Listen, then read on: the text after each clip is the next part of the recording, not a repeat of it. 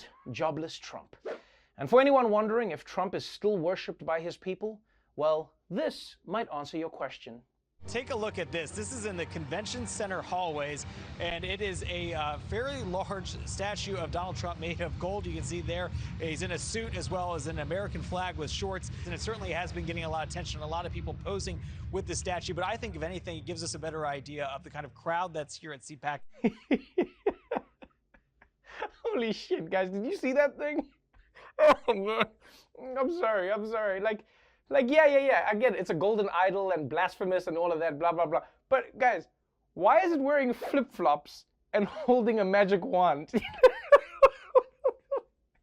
I mean, do you know how hard it is to make Donald Trump look weirder than he already is? Like, it doesn't even look like Trump. It looks like King Midas dry-humped a Bob's Big Boy. I mean, so yeah, that statue looks dumb, but still, everyone at CPAC was excited to take pictures with it. Especially Eric. This is the closest we've ever been in a long time, Dad. Look, I know, I'm just a gold statue, but get the hell away from me, you creepy-looking freak.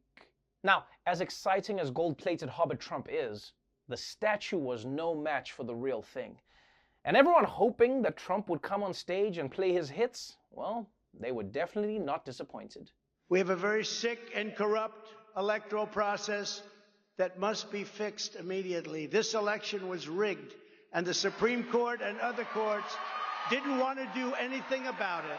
They didn't have the courage, the Supreme Court. You take a look at the votes. When you have more votes than you have people, that's a problem, right? Is that a problem? In Pennsylvania, they had hundreds of thousands of more votes than they had people voting. What's that all about? What's that all about? Cheating, they say. Yeah, I'd say so. But it's one of those things. But who knows? Who knows? I may even decide to beat them for a third time, okay? For a third time.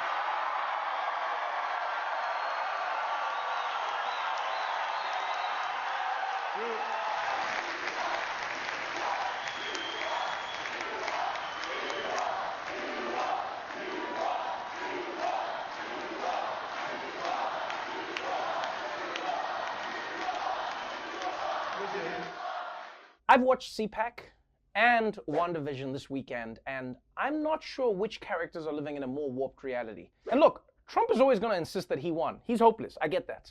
But for the rest of the conservatives in that room, someone is going to need to step up and have the balls to tell them that their candidate lost and that they need to grow up and accept that. And I think, Carly, you were going to tell them that, right? Carly? Donald Trump may have lost the 2020 election, but that's only if you count all the votes against him. The good news, though, is that doesn't mean he walked away from the race empty-handed. Well, Trump supporters may have gotten or given more than they bargained for when they donated to his re-election campaign.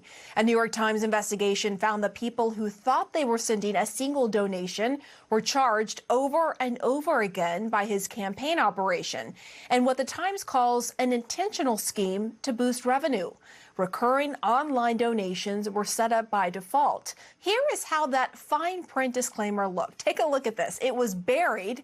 That tiny line at the bottom of the first yellow box calls for a weekly recurring donation. Hundreds of thousands of people had money withdrawn without their knowledge, leading to a record amount of fraud claims against more than $64 million in refunds in the last months of 2020. The 63-year-old man willingly initially contributed $500 to the Trump campaign when the man had his bank account repeatedly charged $500 several times in the weeks to come, to the tune of $3,000 in less than 30 days.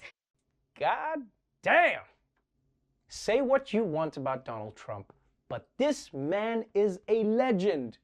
His last act as president was to rob his own supporters. They loved him so much they stormed the Capitol for him, and meanwhile, he was like, "You go on ahead, I'll watch your stuff. Leave your wallet here, Bobby. I got you."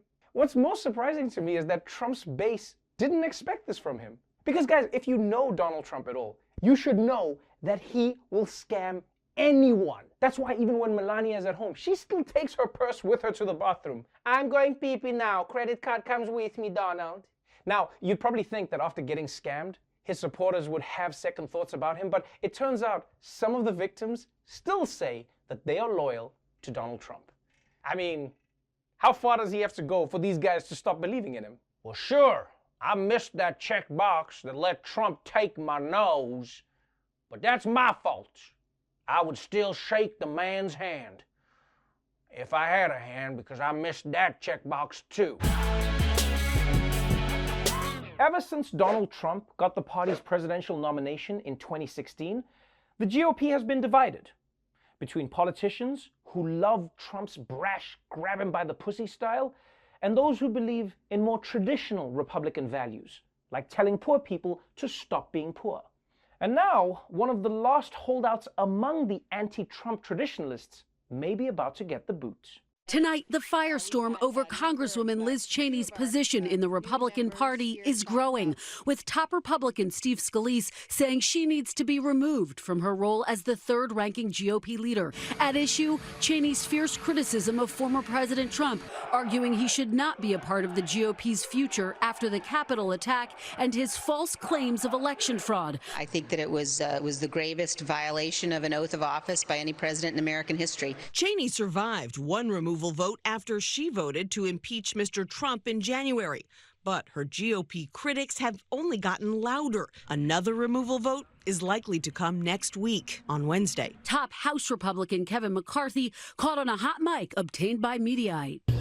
I've had it with her. It's, I've lost confidence. Liz Cheney remains defiant, warning her colleagues in a new Washington Post op-ed that history is watching, calling this a turning point. The GOP is at a turning point? Nigga, that happened a long time ago. Don't you remember Jeb Bush flying out of the car? That was the turn. That was the ultimate turn. Still though, I gotta give props to Liz Cheney for risking her political career to stand up for what she believes in. Because you don't see that very often. It's like seeing someone use an iPhone as an actual phone. You're always like, damn, shit, I totally forgot that they could do that. Wow. Say what's up to my grandmother for me, man. And yes, it is a little weird to see a party be so loyal to a guy who doesn't have a loyal bone in his body, or possibly any bones in his body, but loyalty to Trump is a defining principle of the GOP right now. And if she doesn't agree with that, it doesn't make much sense for her to be one of the party's leaders. Like I think Greta Thunberg makes some great points, but I don't think that she should be on the board of ExxonMobil. Have we considered that instead of selling oil, you all go to prison for killing the planet? Can you stop proposing that every meeting? Who invites her to these things? Why is she here? It's easy to dismiss this Arizona audits, but there's at least one person who's pretty sure that it's gonna put Donald Trump back in power. And you'll never guess who that person is. Former President Donald Trump, meanwhile, continues to perpetuate the big lie about election fraud. Video has surfaced of him addressing a crowd at Mar-a-Lago last Wednesday, discussing the Republican-led recount that's currently underway in Arizona's Maricopa County. Let's see what they find. I wouldn't be surprised if they found thousands and thousands and thousands of votes. So we're going to watch that very closely. And after that, you'll watch Pennsylvania and you watch Georgia and you're going to watch Michigan and Wisconsin and you're watching New Hampshire. They found a lot of votes up in New Hampshire just now. Oh my God, Donald, what happened to you? This guy was the president of the United States just a few months ago, and now he's like the world's worst wedding DJ. And I'm not even gloating here. It is sad to see DJT reduced to crashing parties at Mar-a-Lago. In fact, if they were smart, Mar-a-Lago would charge you extra to have Trump not appear at your wedding. If possible, could we not have the former president interrupt my father-daughter dance to rant about the stolen election? Oh, you want to spring for the deluxe package? Of course, darling. I do feel, though, that we're discovering a new rule of physics here. If Donald Trump comes into contact with a microphone, he's gonna ramble about how the election was rigged. Doesn't even have to be a wedding. He'll take over anything. It could even be a funeral. And we just saw that they found some votes in Pennsylvania. So unlike Timothy here, we're very much alive, people. Very much alive. Last week, I traveled to a sweltering Arizona, where Republican state senators are auditing results of the 2020 election in a giant arena next to an actual carnival. Sure, there's already been 2 audits and a recount, and it's 101 goddamn degrees out, but there are still men like this ready to throw their support behind election integrity. I've been here all week, and I'll be here until the audit's done, is my plan. So what's going on right back here is the most important thing going on in our country right now. What do you have there on your hip? Smith & Wesson 357 Magnum. There has been word that Antifa and BLM may be coming in, so they're trying to be careful and secure the premises. Have you seen any signs of Antifa? You guys have probably heard about the carnival that's going on here. There's a little concern about whether or not that would provide those kind of folks an opportunity to come in and try to infiltrate and get access. So there is some fear that BLM might meet behind a tilt-a-whirl, organize, and then bum rush the situation. Bad people can do bad things, and I'm not going to say what they may try to do. Outside of possible Antifa carnies, which was laid out in official documents outlining potential security threats, what's the harm in one more recount? I know that it's comical to watch what's happening here in Arizona, but I think that it is also important to note that this is really dangerous to our democracy. And you know what? We saw how dangerous the post-election misinformation was. This is a group of people who are clearly partisan. It is headed by a company that has no auditing or election experience, and they're making up the rules as they go along. So who's running the audit? Cyber ninjas. Did you say cyber ninjas? I did say cyber ninjas. Is it run by a 12-year-old boy? It sounds like it, right? While the Cyber Ninjas website looks like the invitation to my 9th birthday party, we must not judge audit companies by their splash page. But you give it to the pros. Let the pros handle this. These are not pros. Well, they're cyber ninjas. That takes some amount of training, I assume. Their firm has nothing to do with audits or elections. Well, maybe they're newish to it. How many audits have they done? None. They've never done an audit? No. Well, I mean, give them a wide berth, right? First job, you want to root. Sometimes you make some mistakes with your first job. I remember my first job, I burned a lot of hamburgers. You know, and I worked at a TJ Maxx. There are a lot of Arizona voters who are very, very concerned about this, and I don't think they like the idea of their ballots, their election being in the hands of these rookies. Turns out the audit has had some issues in the trust department, starting with Cyber Ninja's conspiracy theorist CEO, an auditor who attended the January 6th insurrection, and mysterious UV lights used to look for Chinese bamboo in paper ballots. Really? To help clear the air, I talked to John Brakey and Ken Bennett, who are inside working on the audit.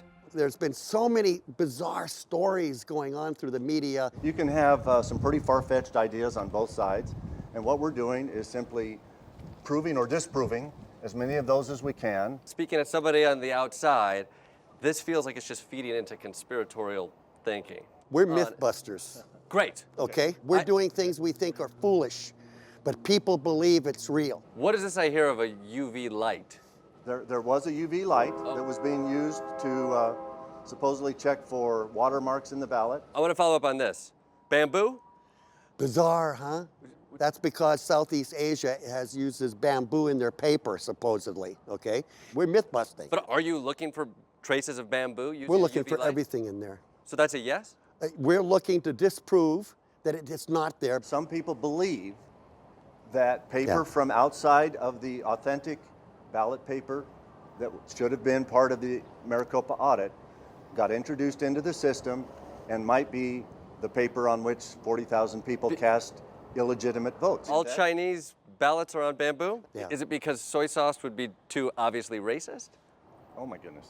Is there a chance people believe this because people add fuel to the fire by elevating this and therefore letting that be part of the conversation? If we validate that something they think might have happened didn't happen, then we're not throwing fuel on the fire. Are you looking into the Hungarian vector? I didn't know about that one. The Hungarian vector. It's a bullshit thing I just made up that sounds cool and a little bit spooky. I was fortunate enough to see the operation firsthand, and the people led by the Cyber Ninjas were definitely counting and observing. But there is still one thing that can at least temporarily derail this audit: teenagers. We've known from the very beginning that there's some high school graduations coming in 2 weeks.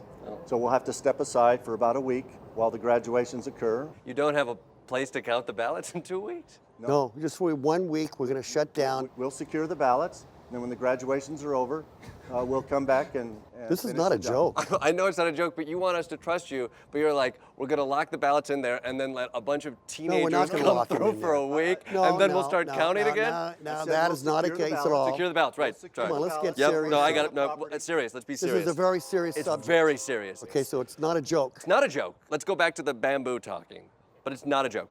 Until we settle the very serious bamboo situation, you can find me in a place that's run by professionals not attempting to thwart our democracy, the other carnival.